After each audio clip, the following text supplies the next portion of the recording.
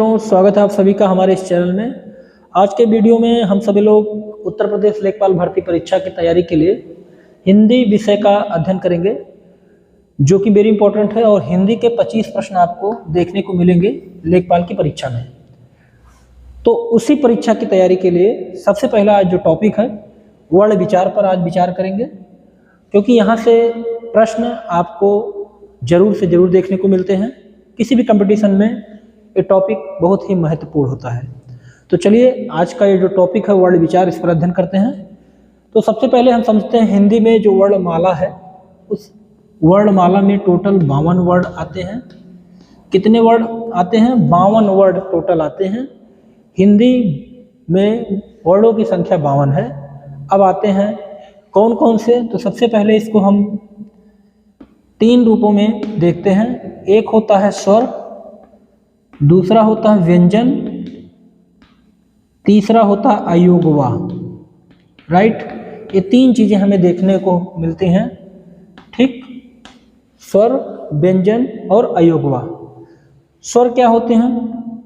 आ बड़ा, ई बड़ी, छोटा ऊ, री, ए, आए, ओ, आओ, ये हमारे स्वर हैं। ठीक, तो स्वरों की संख्या टोटल होती है 11। 1 2 3 4 5 6 7 8 9 10 और 11। राइट, ये टोटल स्वरों की संख्या 11 होती है। बाकी अंक और आह ना तो स्वर हैं ना तो व्यंजन, इनको कहा जाता है अयोगवा। ठीक, इसके बाद का से लेकर ज्ञा तक आपके व्यंजन की श्रेणी में रखे जाते हैं। राइट, अब आगे देखते हैं कि स्वर का वर्गीकरण कैसे करते हैं, स्वर का भेद। तो स्वर मुख्यतः 3 प्रकार के होते हैं। एक होता है ह्रस्व स्वर, जिसको लघु स्वर कहते हैं, और दूसरा होता है दीर्घ स्वर। ठीक, ह्रस्व स्वर और लघु स्वर जिसको कहते हैं, और दूसरा होता है दीर्घ स्वर। जैसे छोटा आपका लघु स्वर की श्रेणी में रखा जाएगा और बड़ा आपका दीर्घ स्वर श्रेणी में रखा जाएगा। ठीक, तो लघु स्वर, दीर्घ स्वर और तीसरा होता है प्लुत स्वर। ठीक, प्लुत स्वर। प्लुत स्वर क्या होता है? लघु स्वर का जब उच्चारण करते हैं तो उससे जब दुगना समय लिया जाता है तो उसको कहा जाता है दीर्घ स्वर, और जब लघु स्वर और दीर्घ स्वर की अपेक्षा अधिक समय लिया जाता है तो कहलाता है प्लुत स्वर। तो स्वर के कितने भेद होते हैं? 3 होते हैं, लघु, दीर्घ और प्लुत स्वर। चलिए आइए अब बात करते हैं व्यंजनों पर। अब व्यंजनों पर बात करते हैं तो हमें सबसे पहले वर्ग के व्यंजन देखने को मिलेंगे। वर्गों में विभक्त किया जाता है व्यंजनों को। ठीक, अब इनके 5 वर्ग बनते हैं, जिसको कहते हैं क वर्ग, क, ख, ग, घ, अंगा, च, छ, ज, झ, इया, ट, ठ, ड, ढ, अड़, त, थ, द, ध और न, प, फ,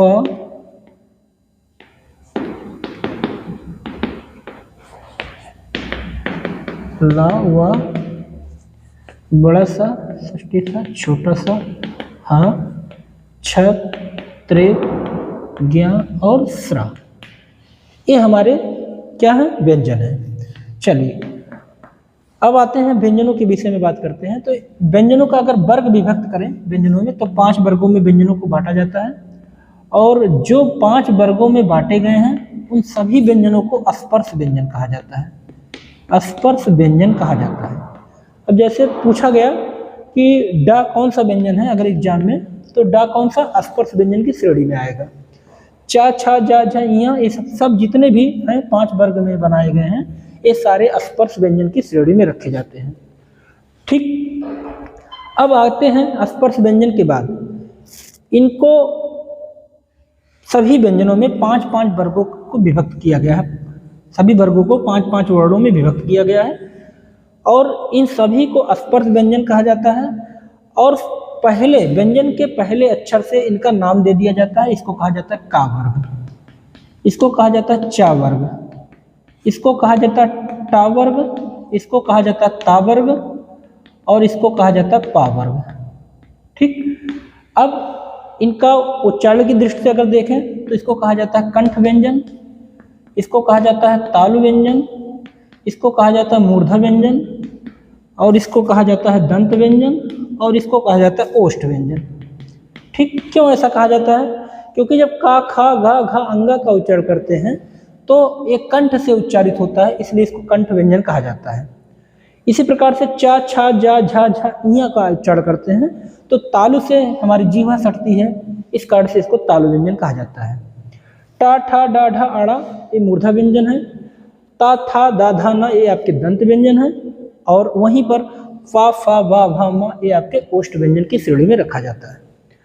और वर्ग का जो पांचवा अक्षर होता है अंगा, इया, आड़ा, ना और मा, इसको कहा जाता है नासिका व्यंजन। नासिका व्यंजन क्यों? क्योंकि इनका उच्चारण नाक की सहायता से किया जाता है। अब आते हैं या, रा, ला, वा, इसको कहा जाता है अंतस्थ व्यंजन। अंतस्थ व्यंजन, राइट। अगर पूछ लिया गया एग्जाम में कि अंतस्थ व्यंजन कौन से हैं तो या, रा, ला, वा आपके क्या हैं? अंतस्थ व्यंजन होते हैं। इसके बाद सा, षष्ठी सा, छोटा सा और हा को कहा जाता है ऊष्म व्यंजन। क्या कहा जाता है? ऊष्म व्यंजन।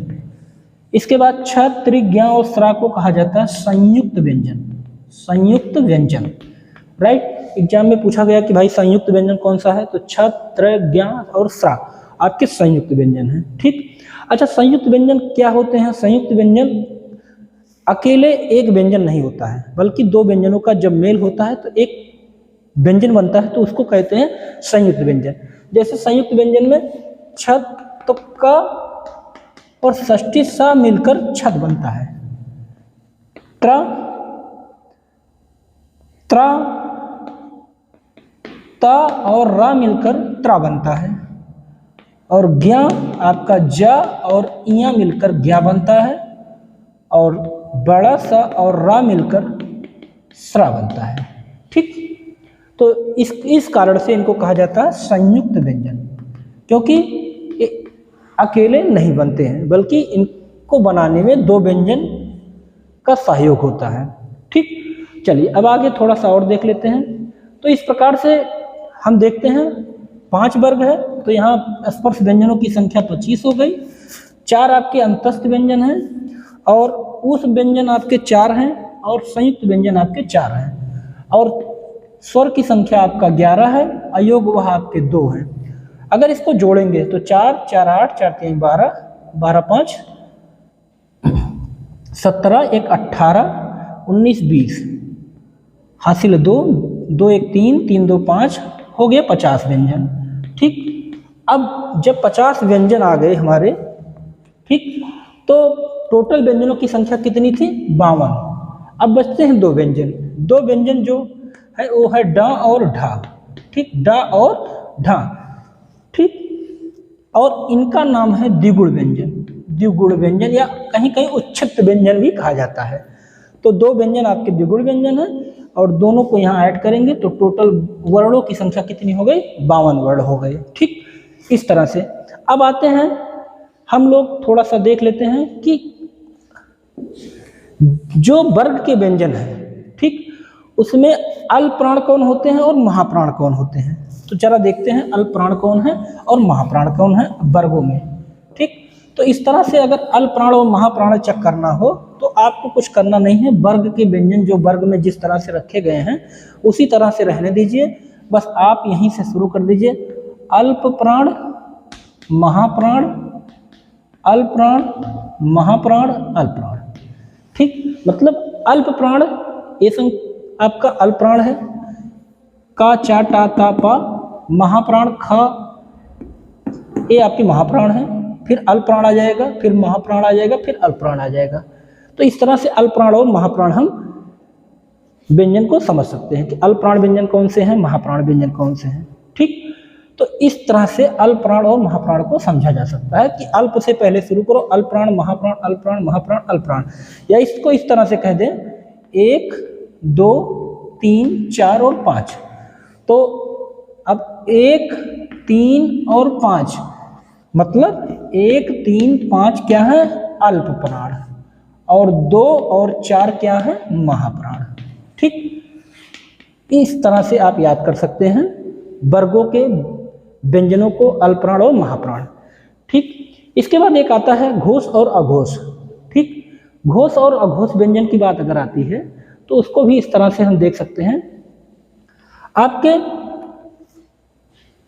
जो व्यंजन घोष और अघोष होते हैं उन पर थोड़ा सा बात करते हैं। ठीक,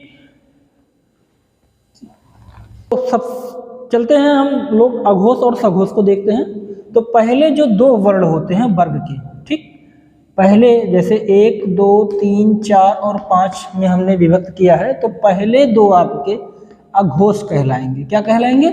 अघोष कहलाएंगे। बाकी आपका 3 और 4, 5 ये आपका सघोष या घोष व्यंजन कहलाता है। ठीक, तो इस तरह से सघोष और अघोष भी हमें समझ में आ गया और अल्पप्राण और महाप्राण भी समझ में आ गया। तो अघोष पहले प्रथम वर्गों के प्रथम 2 व्यंजन जो होते हैं वो अघोष कहलाते हैं, बाकी तीनों बचे व्यंजन आपके सघोष कहलाते हैं। जैसे का और खा आपका अघोष है, चा और छा आपका घोष है, टा और ठा आपका घोष है, दा और था आपका घोष है, पा और फा आपका अघोष है। इसी तरह सघोष की बात अगर करें तो ये आपके तीनों व्यंजन क्या होते हैं? सघोष होते हैं। जैसे गा, घा, अंगा, जा, झा, इया, ये आपके जितने हैं वो आपके सघोष व्यंजन या घोष व्यंजन कहलाएंगे। ठीक, तो अल्पप्राण व्यंजन हमें समझ में आ गया, महाप्राण व्यंजन समझ में आ गया, सघोष व्यंजन समझ में आ गया। अघोष व्यंजन क्या होते हैं? स्पर्श व्यंजन की संख्या 25 होती है। कंठ, ताल, मूर्धा, दंत, ओष्ठ भी समझ गए। ठीक, संयुक्त व्यंजन भी समझ गए। किस तरह से संयुक्त व्यंजन, जैसे छत का निर्माण हमें किससे किया जाता है? का और षष्ठी सा से हम लोग छत बनाते हैं। ता और रा मिला के हम लोग त्रा बनाते हैं। जा और इया मिला के हम ज्ञा बनाते हैं, और सा और रा मिलाकर स्रा बनता है। ठीक, ये आपके संयुक्त व्यंजन हो गए। द्विगुण व्यंजन डा और ढा है आपके। ठीक, इस प्रकार से हिंदी में वर्णों की संख्या 52 होती है। स्वर का बात करते हैं, स्वर की बात करते हैं तो स्वर 2 प्रकार के होते हैं। ठीक, एक होता है लघु स्वर, दूसरा होता है दीर्घ स्वर, लेकिन तीसरा स्वर भी होता है जिसको पलु स्वर कहते हैं। ठीक, तो इस तरह से हम लोग आज हिंदी में वर्ण विचार पर संक्षिप्त रूप से अध्ययन किए, जो कि आपके एग्जाम के लिए वेरी इंपॉर्टेंट है। तो आपको ये वीडियो कैसा लगा? अगर अच्छा लगा हो तो लाइक और सब्सक्राइब कीजिएगा। इसके बाद आपको अगला टॉपिक शब्द विचार पर बहुत ही जल्द मिलेगा। धन्यवाद।